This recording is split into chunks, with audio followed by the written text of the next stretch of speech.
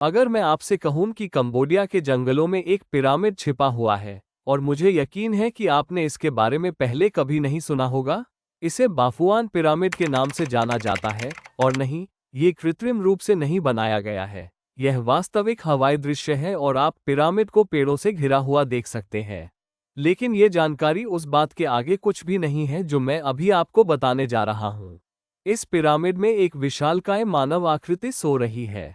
क्या आपको विशालकाय ट्रोल दिखाई दे रहा है? क्या आप उसे देख पा रहे हैं? चलिए मैं उसकी आंखें खोलता हूं ताकि आप उसका चेहरा साफ साफ देख सकें। अब क्या आप उसका चेहरा देख सकते हैं, उसकी आंखें, नाक और मुंह के साथ? क्या ये प्राचीन नॉर्स ग्रंथों में वर्णित विशालकाय ट्रोल जोतुन है? क्या वो जागकर हम पर कहर बरपाने वाला है? क्या ये गहरी नींद में सोया हुआ एक विशालकाय मडफॉसिल है? क्योंकि आप उसका पूरा शरीर भी देख सकते हैं, उसके पैर पिरामिड के दूसरे छोर पर हैं। लेकिन सबसे पहले, क्या ये वास्तव में एक विशाल मूर्ति है? या फिर मैं सिर्फ पैरेडोलिया से पीड़ित हूं? तो पैरेडोलिया क्या है? पैरेडोलिया एक मनोवैज्ञानिक प्रवृत्ति है जिसमें हम अपने सामने दिखने वाली चीजों में कोई चेहरा या पैटर्न देखने लगते हैं। क्या आपको मंगल ग्रह पर मौजूद चेहरे के बारे में पता था?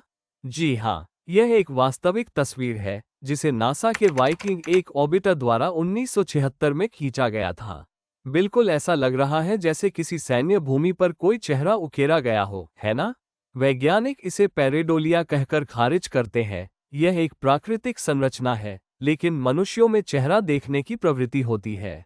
मुझे व्यक्तिगत रूप से डॉलर के नोट पर बना छिपा हुआ राक्षस सबसे ज्यादा पसंद है। नहीं, अमेरिकी डॉलर का नोट नहीं, बल्कि 1954 में जारी किया गया कनेडियन डॉलर का नोट।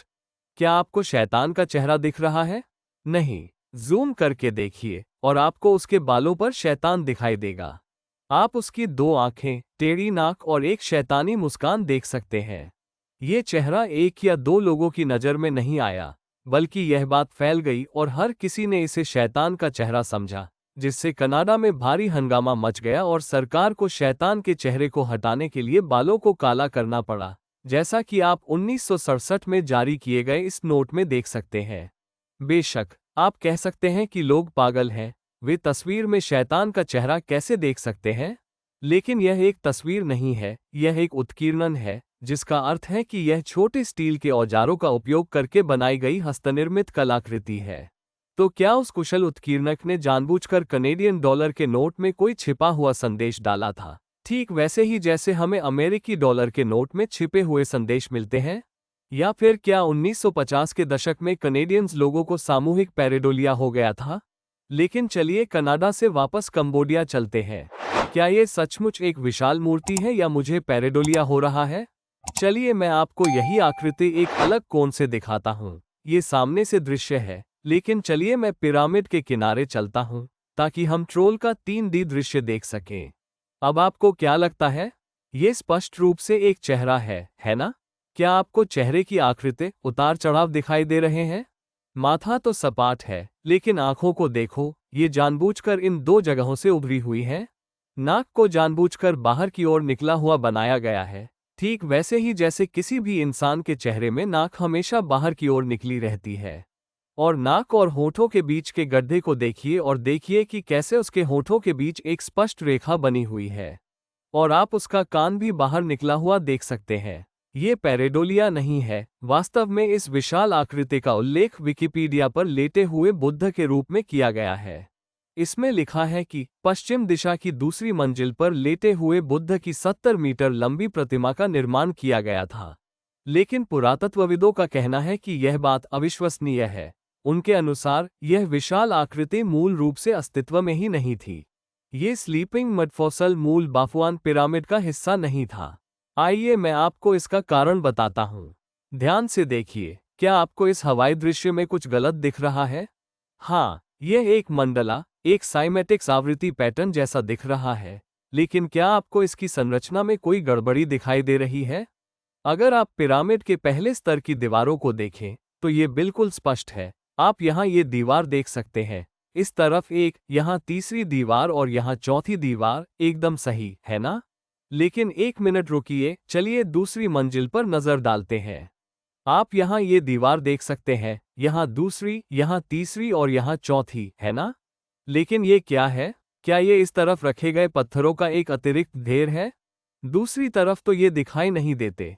अब मैं आपको जमीन से दृश्य दिखाता हूँ। विशालकाय जीव इस तरफ सो रहा है। लेकिन अगर मैं इस तरफ जाऊं तो यहाँ कुछ भी नहीं है। इस तरफ सिर्फ पिरामिड की दीवारें हैं और बाकी दोनों तरफ भी बिल्कुल ऐसी ही दिखती है। इसी वजह से पुरातत्वविदों का कहना है कि इस विशाल आकृति को मूल निर्माण के कई सदियों बाद जोड़ा गया था। लेकिन इतनी विशाल पत्थर की मूर्ति को बाद में क्यों जोड़ा गया होगा? पुरातत्वविद बौद्धों के बारे में कुछ भयानक बातें कह रहे हैं। उनका कहना है कि बाफुआन पिरामिड मूल रूप से एक हिंदू मंदिर के रूप में बनाया गया था, लेकिन सदियों बाद बौद्धों ने इस स्थान पर कब्जा कर लिया और इसे बौद्ध मंदिर में बदलने की कोशिश की।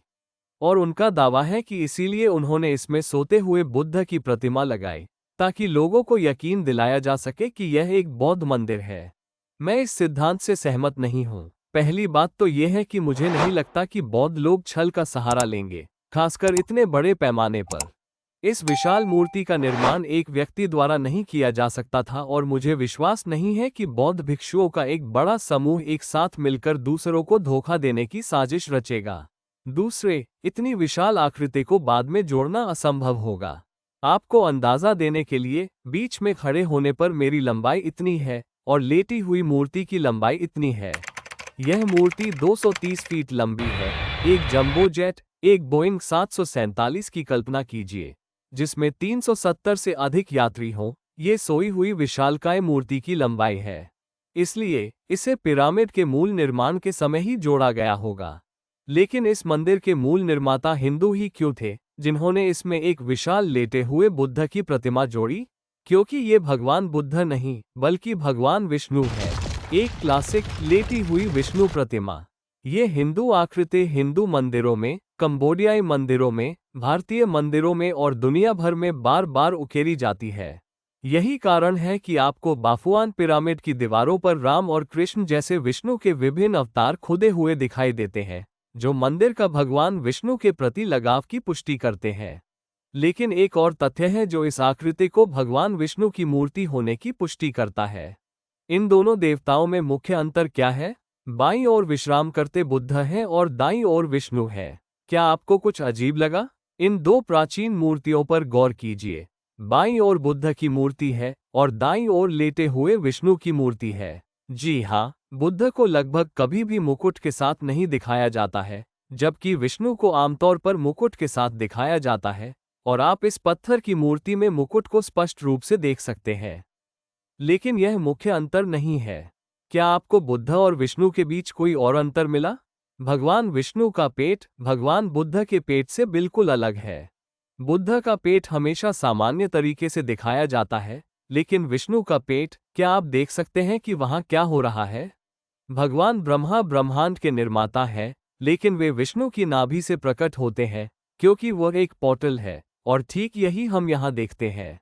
इस विशाल प्रतिमा का सिर एक तरफ है और पैर दूसरी तरफ, लेकिन पेट खुला हुआ है, क्योंकि यह ब्रह्मा का पोर्टल है, और हम ब्रह्मा को खोजने के लिए इसी पोर्टल से होकर गुजरेंगे। अब जैसे ही आप इस द्वार से ऊपर चढ़ते हैं, सीढ़ियां और भी खड़ी होती जाती हैं। वास्तव में वहां चेतावनी के संकेत लगे हैं कि यदि आप बुजुर्ग हैं या गर्भवती हैं तो सीढ़ियों पर न चढ़ें, और यहां तक कि युवा भी ऊपर चढ़ते समय बहुत डर जाते हैं। यहाँ आप देख सकते हैं कि ये स्थानीय लोग नीचे उतरते समय संघर्ष कर रहे हैं। प्राचीन वास्तुकारों ने जानबूझकर चढ़ाई के साथ साथ इसे और अधिक ढलानदार क्यों बनाया? सबसे ऊपर क्या है? एक बड़ा आश्चर्य। देखा आपने? ये तो कहीं न जाने का द्वार है। दूसरी तरफ बिल्कुल खाली है। जी हाँ, सबसे ऊपर एक विचित्र पिरामिड नुमा संरचना देखना वाकई दिलचस्प है। लेकिन वहाँ क्या है?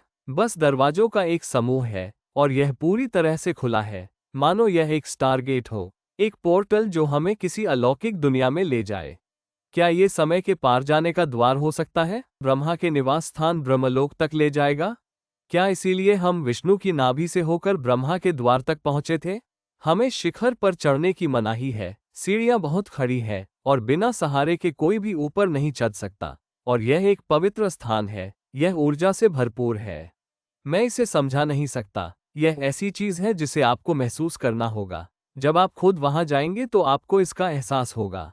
लेकिन इस पिरामिड के बिल्कुल शिखर पर आखिर क्या है? हवाई दृश्य से पता चलता है कि वहां कुछ भी नहीं है सिवाय पिरामिड के मध्य में एक केंद्र बिंदु के। यह एक ऐसे छेद जैसा दिखता है जो जमीन के नीचे जाता है। ये गड्ढा कितना गहरा है, यकीन मानिए या नहीं, यही केंद्र बिंदु सब कुछ बदल देता है। ये पिरामिड को पवित्र ज्यामिति का उपयोग करके निर्मित यंत्र या मंडल में परिवर्तित करता है। इसमें पवित्र ज्यामिति के अनुरूप पिरामिड के चारों ओर छिपे हुए गुप्त ऊर्जा केंद्र अवश्य होंगे। पिरामिड में जगह जगह छिपे हुए गुप्त ऊर्जा केंद्र? मेरा इससे क्या मतलब है? इसे देखो, क्या तुम्हें इसमें कुछ छिपा हुआ दिख रहा है? ये तो पत्थरों से बना एक साधारण सा कोना लग रहा है ना? लेकिन चलिए इसे ऊपर से देखते हैं। क्या आपको हरा एल आकार दिख रहा है? सिर्फ ये कोना ही नहीं, बल्कि चारों कोनों पर जगह है जहां पौधे उग रहे हैं। नीचे की जमीन ठोस बलुआ पत्थर की बनी है ना? ठोस चट्टानी सतह पर पौधे कैसे उग सकते हैं? सबसे ऊपरी पिरामिड पोर्टल जीवित प्रतीत होता है और एक जीवित पिरामिड की तरह काम करता है। यही कारण है कि आप उस पर हर जगह पौधे उगते हुए देख सकते हैं। ये पौधे अपना पोषण कहाँ से प्राप्त कर रहे हैं? आप सोच सकते हैं कि यह महज एक संयोग या प्रकृति का एक विचित्र नियम है, लेकिन नहीं। प्राचीन निर्माताओं ने इसे जीवन के अनुकूल बनाने के लिए विभिन्न प्रकार की सामग्रियों का उपयोग किया है। यही कारण है कि 1000 वर्षों के बाद भी इस पर पौधे उग रहे हैं। आपको लगता है कि यह पत्थर से बना है, लेकिन क्या ये लकड़ी है? जी हाँ, लकड़ी के ब्लॉक विशिष्ट स्थानों पर लगाए गए हैं। और आप लैटेराइट के ब्लॉक देख सकते हैं जो चमकीले लाल रंग के दिखाई देते हैं, साथ ही बलुआ पत्थर के ब्लॉक भी। आपको शायद यकीन ना हो, लेकिन इसे देखिए। स्थानीय लोग आज भी इस द्वार की पूजा करते हैं। वे कहते हैं कि यह पोर्टल जीवित है और प्रार्थना करने पर यह आपकी हर मनोकामना पूरी कर सकता है। आपको घुटने टेककर अपनी सबसे गहरी इच्छा 3 बार बतानी होगी और पोर्टल उसे पूरा कर देगा। लेकिन बदले में वह क्या चाहता है? आपका पैसा? नहीं, रोटी या फल भी नहीं, पोर्टल को पत्थर चाहिए। जी हाँ, आपको अपने जन्मस्थान से एक पत्थर लाकर पोर्टल को अर्पित करना होगा। आप इसे यहाँ स्पष्ट रूप से देख सकते हैं। क्या भेंट किया जा रहा है? पत्थर। कंबोडियाई लोककथा के अनुसार बाफुआन पिरामिड जीवित है, ये पत्थरों को खा जाता है और बढ़ता है। कंबोडियाई लोगों का मानना है कि बाफुआन पिरामिड की पवित्र भूमि एक कृत्रिम पहाड़ी है जो भक्तों द्वारा अर्पित किए गए इन सभी पत्थरों को जोड़कर बनाई गई है। कृत्रिम पहाड़ी? ये किसी काल्पनिक फिल्म की तरह लगता है ना? लेकिन कंबोडिया वो जगह है जहां कल्पना हकीकत में बदल जाती है। विकिपीडिया इस बात की पुष्टि करता है कि बाफुआन मंदिर वास्तव में एक कृत्रिम पहाड़ी पर बना है। ये कैसे संभव है? प्राचीन निर्माताओं ने कृत्रिम पहाड़ी कैसे बनाई होगी? अब अगर हम गूगल मैप्स पर जूम आउट करें, तो पवित्र ज्यामिति प्राचीन शहर में फैली हुई प्रतीत होती है। यह 1000 साल पहले बनाई गई कृत्रिम पहाड़ी है, लेकिन इसके ठीक बगल में देखिए, वह नीक पुआन है, वो कृत्रिम द्वीप जिसके बारे में मैंने अपने पिछले वीडियो में बात की थी कि 1000 वर्षों के बाद भी इस पर पौधे उग रहे हैं। कृत्रिम पहाड़ी, कृत्रिम द्वीप, मतलब हम में से ज्यादातर लोग तो बाथरूम भी नहीं बना सकते, और वे लोग 1000 साल पहले पहाड़ियां और द्वीप बना रहे थे। क्या ये संरचनाएं वास्तव में मनुष्यों द्वारा बनाई गई थी? क्या इन्हें अलौकिक तकनीक का उपयोग करके बनाया गया था? लेकिन चलिए बाफुआन पिरामिड पर फिर से ध्यान केंद्रित करते हैं। क्या आपको शीर्ष पर स्थित ये 4 एल आकार के ऊर्जा केंद्र याद है? हमारे पास और भी ऊर्जा केंद्र है। एक अन्य स्तर पर 4 क्रॉस के आकार की संरचनाएं हैं। प्राचीन वास्तुकारों ने इन चारों कोनों में क्रूस के आकार की संरचनाएं क्यों बनाई होंगी? संरचनाओं के अंदर क्या है? और यह बहुत ही दिलचस्प है, लेकिन मैंने इस वीडियो को केवल सदस्यों के लिए आरक्षित अनुभाग में रखा है। तो अगर आप वो वीडियो देखना चाहते हैं, तो आप नीचे दिए गए ज्वाइन बटन पर क्लिक कर सकते हैं और देख सकते हैं कि इन चबूतरों में क्या है। ये चारों चबूतरे उपचार केंद्र हैं जिन्होंने लोगों को स्वस्थ होने में मदद की। लेकिन ध्यान से देखें, क्या ये चबूतरे आपस में जुड़े हुए हैं? नहीं, बिल्कुल नहीं। प्रत्येक चबूतरा जमीन में स्वतंत्र रूप से खड़ा है, चारों ओर हरी घास से घिरा हुआ है और उनके बीच कोई संबंध नहीं है ना? गलत। 3 बिंदीदार रेखाएं इस चबूतरे से उस चबूतरे की ओर जा रही हैं। फिर से इस तरफ आप 3 बिंदुओं को इस ऊर्जा केंद्र को उस ऊर्जा केंद्र से जोड़ते हुए देखते हैं, और यह पिरामिड के डिजाइन में, साथ ही समरूपता और पवित्र ज्यामिति में एक महत्वपूर्ण भूमिका निभाता है। मैंने इन बिंदुओं का मतलब समझ लिया है। इसलिए अगर आप वो खास वीडियो देखना चाहते हैं तो कृपया ज्वाइन बटन पर क्लिक करें। लेकिन इस चबूतरे के ठीक बगल में वह क्या है? ये बाफुआन पिरामिड का सबसे बड़ा रहस्य है और कोई भी इसके बारे में बात नहीं करना चाहता। हमने सीढ़ियां देखी जो एक ऐसे दरवाजे तक जाती थी जो कहीं नहीं जाता था। अब हम सीढ़ियां देख रहे हैं जो एक ठोस दीवार तक जाती है। मुझे इस कक्ष का द्वार ढूंढने दीजिए। आप देख सकते हैं कि उन्होंने एक ऊंचा चबूतरा बनाया है, एक 5 फुट ऊंचा चबूतरा, और कक्ष उसी के ऊपर बनाया गया है ना? क्या इस तरफ कोई प्रवेश द्वार है? नहीं, यह एक ठोस दीवार है। तो प्रवेश द्वार तीसरी तरफ होना चाहिए, है ना? गलत, ये भी एक ठोस दीवार है और चौथी भुजा पिरामिड की दीवार है। तो यहाँ एक सुनियोजित कक्ष है जिसे 5 फुट ऊंचे चबूतरे के साथ बनाया गया है, लेकिन ये चारों तरफ से सीलबंद है और कोई भी इसमें प्रवेश नहीं कर सकता है। प्राचीन निर्माता इस तरह की चीज क्यों बनाते होंगे? इस बंद कक्ष के अंदर क्या है? लेकिन छत का क्या? शायद ऊपर की तरफ कोई खुला स्थान हो। चलिए मैं आपको ऊपर से दृश्य दिखाता हूँ। ये सीलबंद कक्ष है और छत को भी पूरी तरह से वायुरोधी बनाया गया है। लेकिन प्राचीन निर्माता इतनी सावधानी से एक ऊंचा चबूतरा क्यों बनाएंगे और एक ऐसा कक्ष क्यों बनाएंगे जो चारों तरफ से बंद हो? इसके अंदर क्या है? लेकिन बात और भी दिलचस्प हो जाती है। क्या पिरामिड के चारों ओर सीलबंद कक्ष हैं? हवाई दृश्य को फिर से ध्यान से देखें। वहां सीलबंद कक्ष है, लेकिन यहाँ एक और सीलबंद कक्ष होना चाहिए, है ना? लेकिन क्या वहां कुछ है? नहीं। दूसरी तरफ क्या है? नहीं। लेकिन चलिए चबूतरे पर चढ़कर इस रहस्यमयी कक्ष को करीब से देखते हैं। जैसे ही मैं इसके पास पहुंचता हूं, मुझे इससे थोड़ी ठंडी हवा आती हुई महसूस होती है।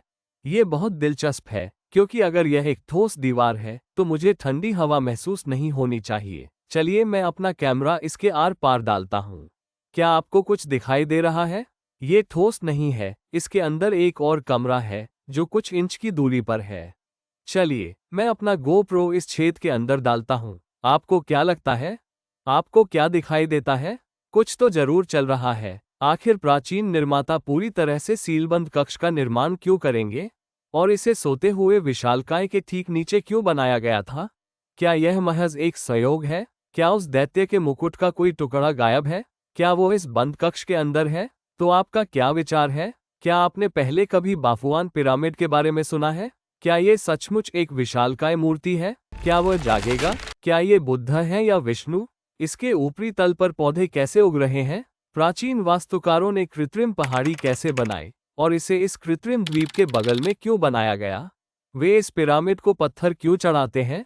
ये 4 क्रॉस के आकार की संरचनाएं क्या है? और इस सीलबंद कक्ष का उद्देश्य क्या है? कृपया कमेंट सेक्शन में अपने विचार जरूर बताएं। मैं प्रवीण मोहन हूँ। देखने के लिए बहुत बहुत धन्यवाद। सब्सक्राइब करना न भूलें और जल्द ही आपसे बात करूंगा। बाय।